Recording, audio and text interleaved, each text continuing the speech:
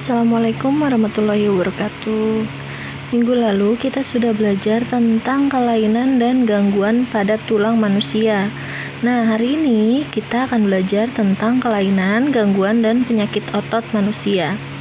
Otot berfungsi untuk menjalankan dan melaksanakan kerja seperti berjalan, mengangkat, memegang, berbicara, duduk, dan berdiri.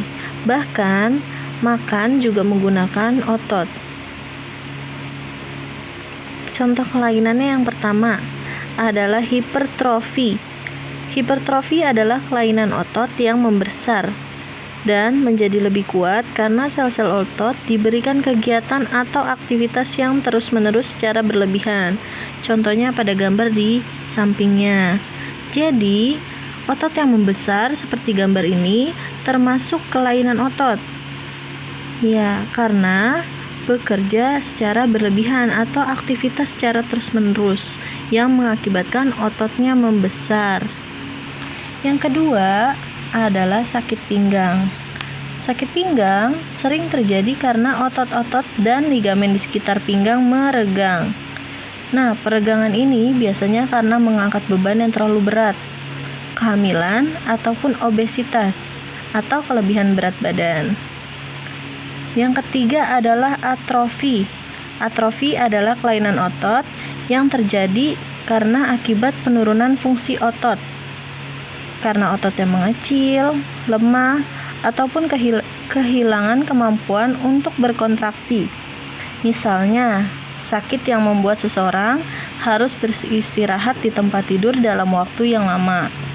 Nah, pemulihan ini harus dilakukan dengan latihan-latihan seperti terapi atau latihan otot, serta pemberian stimulan listrik atau dipijat dengan teknik tertentu. Nah, kelainan ini bisa dicegah dengan cara mengkonsumsi makanan bergizi dan berolahraga dengan teratur. Yang keempat adalah kaku leher. Nah, kaku leher ini hampir sama dengan salah bantal, namun berbeda penyebabnya. Kalau kaku leher, ini kelainan otot yang terjadi karena peradangan otot leher akibat gerakan yang salah atau menghentak secara tiba-tiba, sehingga lehernya menjadi kaku atau sulit digerakkan atau sakit ketika digerakkan.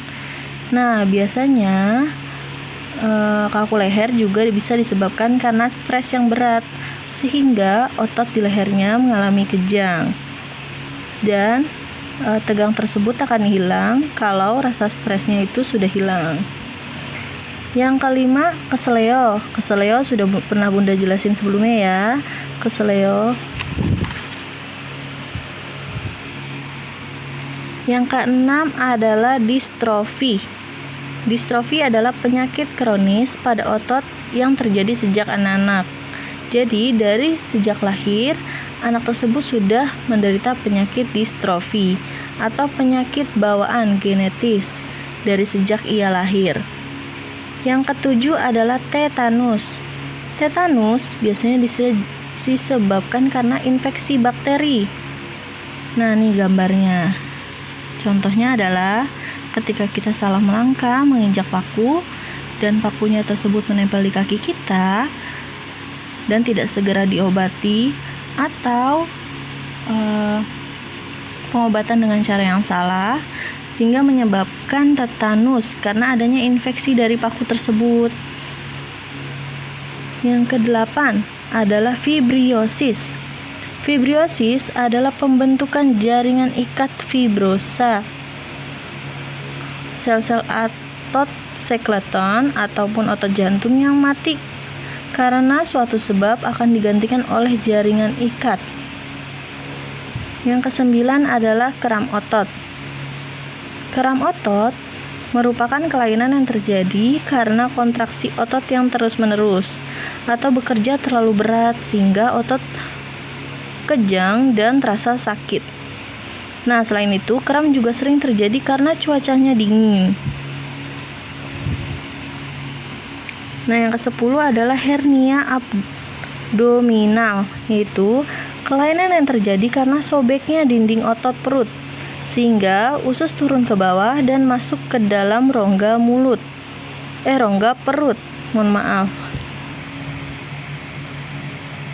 Posisi salah bantal tadi, yang tadi udah Bunda jelasin, itu sering disebut tengeng atau tortikolis, yaitu kelainan yang disebabkan posisi dagu tidak sejajar dengan tulang dada paling atas dan depan. Nah, penyebabnya karena posisi tidur kurang tepat, bantal terlalu tinggi, atau bantal kaku sehingga pundak menjadi pegal dan kaku, leher terkilir, serta tekuk dan leher terpapar angin dan dingin.